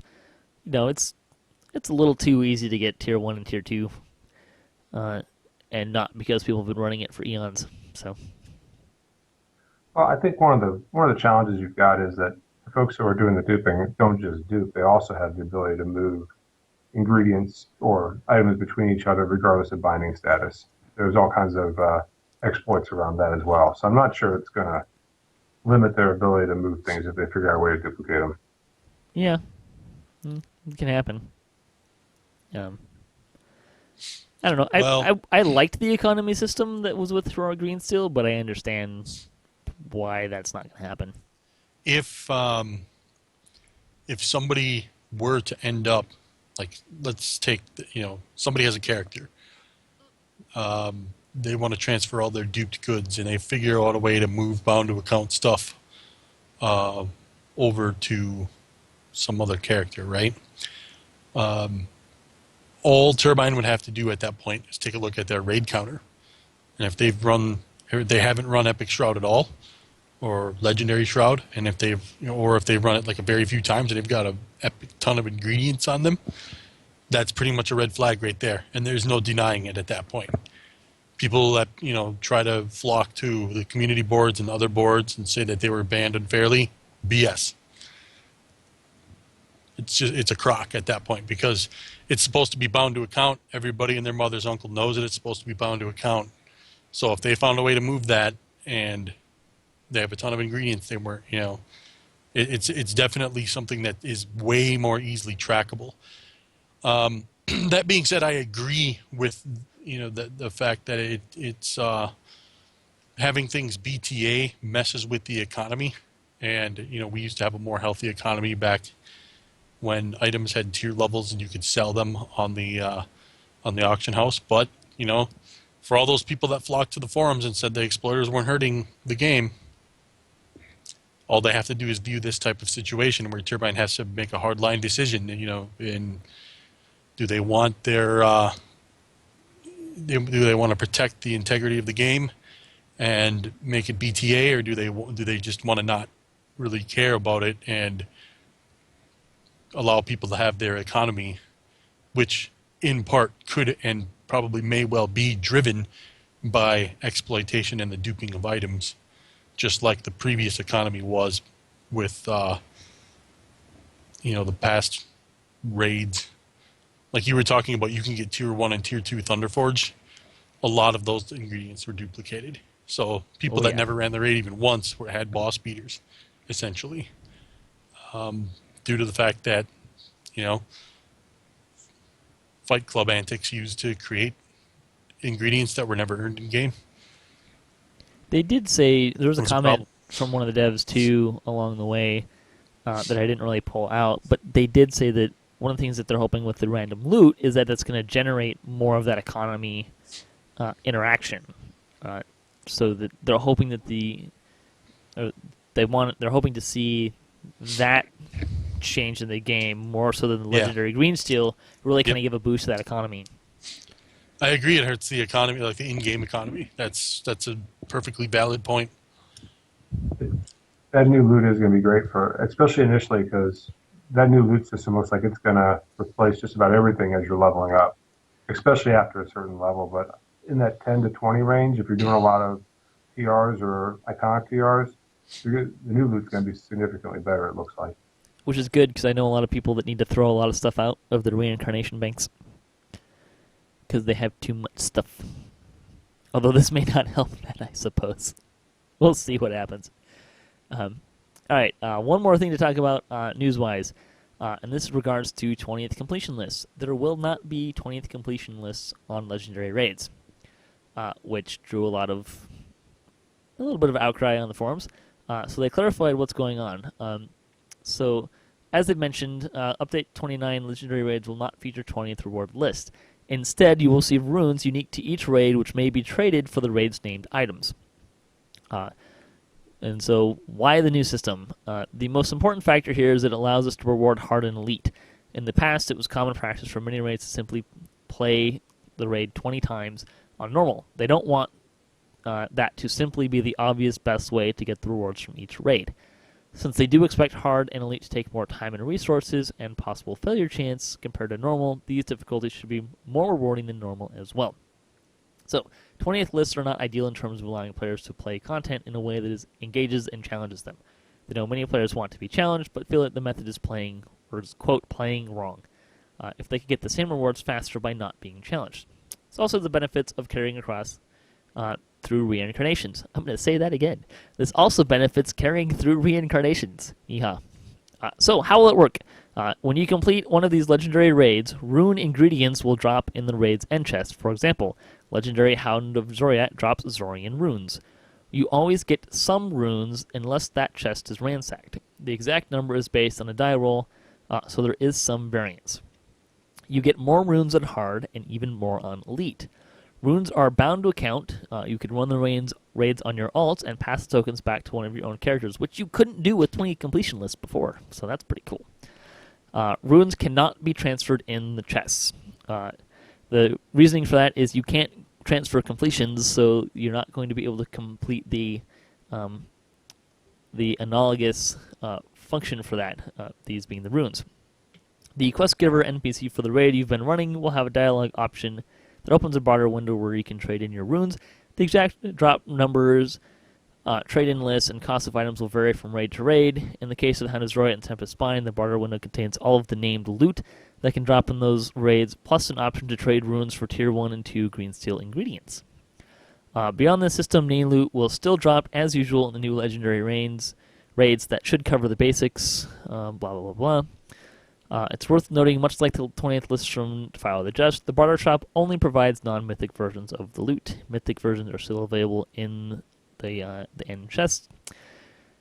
They gave some numbers for Hound and Tempest Spine, but it sounded like those numbers were going to change, so I'm not going to read them.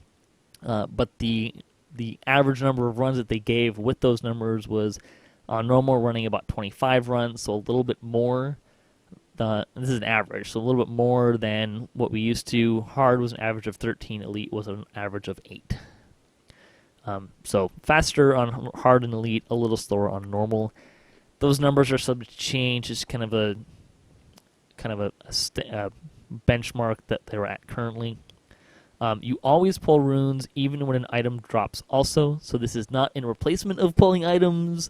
It's an additional thing. It's on the side like Renown and other things that we get out of chests.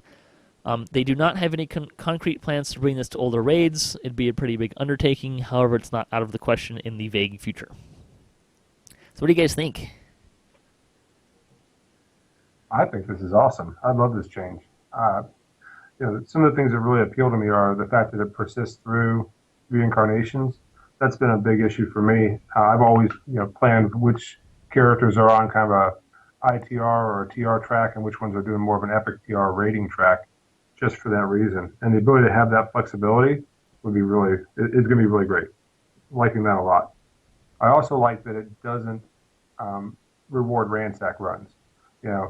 Since right now, like with Mark of Death or even with the Defiler of the Just, you'll see people burning 5, 10, 20 raid timers to get to a 20th list, and the majority of those runs, they're ransacked. And to me, that's not a great system for longevity. And with this system, no one's going to be incented to burn more than 7, because that once you're ransacked, you're not getting anything. Yeah, I agree. It's and probably the biggest thing in my opinion there is the fact that it persists, like those ingredients persist through TR and Epic TR, so people can do what they want with their characters. They don't have to worry about a counter being dropped to 0 because of the fact that they want to go back and run a 1 through 20 TR again, say if a new class comes out or something like that, to get their completionist back, or even to get a past life to improve their character. So one type of character improvement doesn't stand in the way of another type of character improvement. And you can trade them to other characters too. Yeah, that's great. Which is pretty awesome. There's a lot of things here that to me, like you guys have mentioned, that persists through reincarnation, which is great. It doesn't reward ransacked runs, which is great. But I think even just the aspect that I can run the character I want to run, I don't necessarily have to run a specific character through this raid, or I don't have to necessarily run each of my characters 20 times through the raids. I can run whoever I've got ready to run it. yeah. I can run alts through and still be working towards my alts on other alts I have. I mean, to me it's hard to find something that's even the fact that it's going to take a little bit longer it could potentially take a little bit longer on normal, but faster on hard and elite. Like, I'm totally fine. I will take that give and take, no problem, in a heartbeat. Yeah, people often provided the feedback for the Shroud. One of the positive things is that when you got ingredients, you could kind of track the progress, rather than most of the other raids where it's kind of an all or nothing thing. Either your item drops or you get some vendor loot that drops, and there wasn't really much of an in-between. Adding the 20th completion kind of gave you an in-between because you knew you were going to get something eventually. But this is more of like a progress thing. Like, you can take a look in your bank or in your bag or wherever you keep your ingredients and say, well, I'm 60% of the way there. And you can kind of see, where you're at. And then also, if you wanted to TR your main, but that's the guy that's going to get your the gear item that you're going to get, you can still work toward that on different characters. Yeah, absolutely. It also allows you to work with your group too. If you're doing guild runs, and I know roles aren't a big deal anymore like they used to be, but still, maybe you need a tank or maybe you need some more DPS or whatever. You can now pick the character that fits better in that regard, which is nice. That's great. I think it really de-emphasizes the timers too in a lot of ways, because one, if you're going to use a timer and you're doing it on hard or elite, it's like you're getting 2 or 3 times your value out of that. But by being able to run multiple characters, it also allows you to avoid having to use timers. So that's good, because the timers, I thought, create a have and a have not sort of system with the raids. Especially when you're not going to have them like we have before. Yeah. We're going to move on because we're already long in the tooth and there's a lot of stuff left to go here. So bonus days, the festival is running through January 4th. So enjoy that. Collect your coins, turn them into the Jester when he comes, probably with the update. There's a +2 loot bonus through December 13th. That'd be Sunday. Store news, sales through December 17th. They are doing December deals. They're running the whole week, though, so the following are all through December 17th. 35% off of heroic shard ingredients, crafting storage upgrades, crafting experience elixirs, crafting success boosters, inventory spaces, 75% off of epic destinies if you don't have those, 50% off of keys of destiny, and 50% off of constitution tomes. The freebie is a lasting potion of jump plus 20 times 5. Let's see, community news. There's 169th Chronicle. This would be last weekend's Chronicle. Musk is live streaming DDO regularly on Twitch and giving away some Turbine points. Elahor is featuring epic elite runs on YouTube. The guild for the week is People with Mics, a Thelanis-based guild who love to have fun over anything else. It's a small group of mic user prefers to run with recruits on a tryout basis to make sure the person is a good fit. You can find them on Thelanis. The question for the week, what happens when you take away a dwarf's mug of ale? Nothing good. Let's see. Fansite news. We had Cordovan on and had a debate to talk about levels 16 to 24. DDO players news talked about tabletop.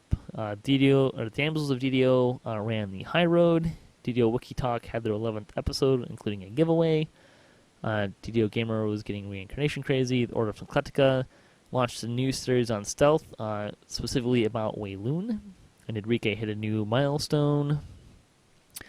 Let's see, the 170th Chronicle. 2 fan sites are having giveaways. The DDO Players News giving away a Shadowfell Conspiracy Collector's Edition, and DDO Gamers giving away Menace the Underdark Standard Edition.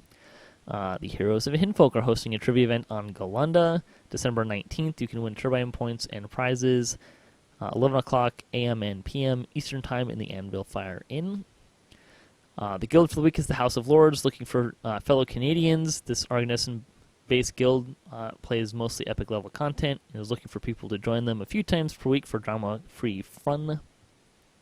The comment, what is written on the first page of the Codex of Infinite Planes?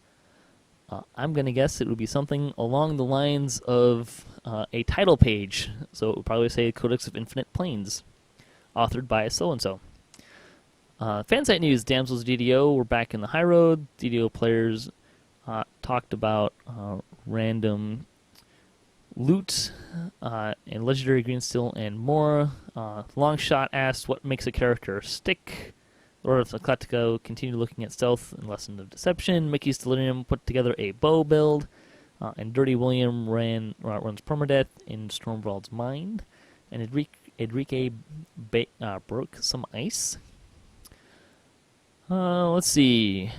Some of the videos that were in the last couple weeks. There was an Update 29 Codex War preview video, which was the weekly... I think it was the Friday live stream this week. Axel had a video on the new feats, talking about those. Voodoo had a video on tanking the Lord of Blades on a Warlock in Epic Elite. He also did a 6-star Rushmore Mansion tutorial video. Dirty William continued his Wrath series. I think episodes 10 and 11 came out. The Shady Rogues ran Ruined Halls. Vaughn 1. Let's see. Damsels of DDO had their 29th episode. DDO Players News had their 61st and 62nd episode. DDO Gamer looked at the new random loot changes. And Full Moon Fury had a raidy weekend and ran a bunch of raids and talked about that. Other things going on. Team Turbine for November. The 5-member team raised a total of $4,895. So really great job to those folks. Thanks to all those who contribute to that. If you did contribute to that, you should have been contacted by Cordovan to get some prizes for that. DDOCast news. Just a heads up, there will be an end of year. I will be doing an end of year survey, which will do a couple of things for me. One will be to get some feedback, get a pulse of the players for the year for our year in review show, and also there have been requests to do another guild feud episode, so I'll be collecting some information for that. There will probably be some prizes for that, and that'll probably come out this week, or at least next weekend, if I can get to it. Other news, DDOCast, we suffered our first total party wipe, which I guess was kind of to be expected, although I'm still a little bit surprised at how much harder the dragons in Tor were than the rest of the quest. Oh yeah, they're harder on Heroic than they are in Epic. Yeah, we got pretty well flattened. It was awesome. And then we spent like a half an hour, 45 minutes rolling new characters and figuring out who's going to be what, so... let's see. All right, that covers all of the news. Some lightning post. Fuzzy Duck wrote for best. This is for our debate episode on 16 to 24. With the best quest, he'd have to go fairly old school and say Sealer of Souls, which is a fun quest, although it's a harder quest and not run very much. A quest to avoid Sleeping Dust due to its fail condition. Although I would say that it's a hard one to avoid because it's part of the Shroud flagging mechanics, and it's not too bad once you kind of figure it out. To get himself killed, or to kill him, the caster with a champion crown, must-have pack. He chose Veil of Twilight. So let's see, and he also gave a shout-out to the Shining Devastation as a heroic weapon to get the epic version. So. And for gear, he gave a shout-out to the Commendation gear from Evening Star. Livmo wrote in about the Pale Green Ion Stone from Shadow of a Doubt. And you do need the expansion to run that quest. We weren't sure at the time. He has it down to 4 minutes from start to finish. You can run it pretty fast as well. He also wanted to nominate Zugat Moy for the Batty Hurt part, which is another one. The survey question for the week, I'm going to make you guys answer this one, comes from Fuzzy Duck on Thalanis. What are your favorite hidden or less known things? It can be something that's rare, fun loot, or little hidden NPCs, stuff like that. One of my favorites is the underwater chest in the Crucible. Because not only is it in a place that, generally speaking, only one person in the party ever goes through, but it's also hidden behind a secret door. Do you guys have something that you like that's kind of hidden, lesser known thing in the game? Mine is the bottle of air, which spawns underneath the fan, hiding in plain sight when you're swimming through the water. There's like the big blade fan that's like kind of the bottom of that, but it's not really the bottom. You can swim through that and survive if you either have a lot of hit points or evasion, and go down there, and there might be a bottle of air sitting down there next to a collectible. And that is a water-breathing item, minimum level of nothing. Is it actually an item or is it a potion? It's an item. Okay. And it goes in your trinket slot. Yeah, it does. I have several of those. Those are great. I did that swim in Permadeath on a level 11 rogue on Elite. Did you go for it? People were like, what are you doing? Where the hell did you go? I was on the ladder. When I jumped off the ladder before I hit the water, I hit my improved uncanny dodge, hit the water, swam through the fan, grabbed the bottle of air, swam back up and grabbed onto the ladder again. It is a pretty hard-hitting trap, though, so if you take damage from it, it's going to hurt. You may need a res. Yep. I'm going both directions. Ash, you got something you like? Oh, I like in Foundation when you can jump off the bridge on the right side and swim underneath and go to that hidden room and fight that named over there. That's a good one. Nice. Good choice. Let's see. So we'll do a last call here. Chai, do you want to plug Sublime and other stuff? Yep, we're getting a new website here. Ooh. It is sublimepermadeath.shivtr.com. So Sublime Permadeath dot, and then it's shivtr.com. That's the new site. Guild Portal went bye-bye, and we basically had to create a new website. Is this one going to stay coterminous with the material plane more often? What's that? Is this one going to stay coterminous with the material plane more often? Yeah, I hope so. Guild Portal, it seemed like the people who had made that stopped paying attention to it, and it went down for a while and then came back up, only to be told that they had several months left and then they were just going to stop paying attention to it again.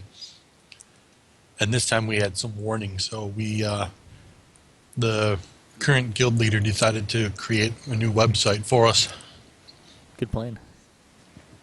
Ash, do you want to plug anything before we head out? No, I'm good. We're in the same guild, so. It's true. Although I don't generally plug the guild. So thanks for listening to the show. Hope that was informative and somewhat entertaining, and gives you an insight into what's coming with Update 29 and some thoughts on hit points. Thanks to Asheras and Chai for joining me this week, and thanks to the other contributors to DDOCast. It's a great group of folks to make this show happen. Thanks to Turbine and Wizards for making DDO happen, and thanks to Cyberbears for hosting the podcast. You can hit us up at DDOcast.com for show notes, our calendar, previous shows, swag, and other fun stuff. If you'd like to be part of the show, or if you have a comment on this episode, if you have a question you'd like to ask us, or a topic you'd like to hear us debate, or if you just want to say hi, you can leave a comment or email us at ddocast@gmail.com. You can also find us on social media and follow us for latest cast updates. The closing tip from the week comes from Pink. Play nice. Don't forget there's a real person behind that avatar, and they're usually doing their best. At least one can only hope.